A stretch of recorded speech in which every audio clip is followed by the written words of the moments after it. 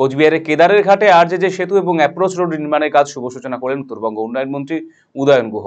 তিনি ছাড়াও সেখানে উপস্থিত ছিলেন দিনহাটা 2 নম্বর ব্লক তৃণমূল কংগ্রেস সভাপতি দীপক ভট্টাচার্য, অর্জুন বর্মন, মুক্তি রায় ছাড়াও অন্যান্য বিশিষ্টজনেরা। জানা গেছে কিসামত 10 গ্রাম পঞ্চায়েতের কেদারের ঘাটে 60 মিটার দীর্ঘ সেতু এবং 200 মিটার দৈর্ঘ্যের অ্যাপ্রোচ রোড নির্মাণ করা হবে।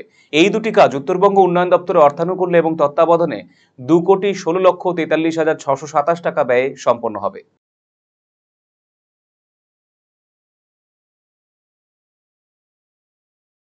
অবশেষে কথা রাখলেন, কথাটা কেমন? আমি তো কথা রাখি, আমার সব সময় কথা রাখি, যে কথাটা দিই সেই কথাটাকে তার যাতে প্রতিশ্রুতি রক্ষা হয় তার জন্য সব রকম প্রচেষ্টা চালাই এবং সেটা অনেক জায়গায় কথা রেখেছি, এখানেও রাখি।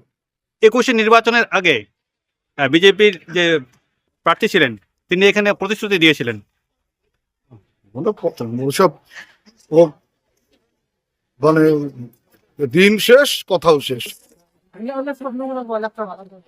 কত টাকা বাজেটে এই কাজ হচ্ছে? এটা 2,16,47,000 টাকার কাজ।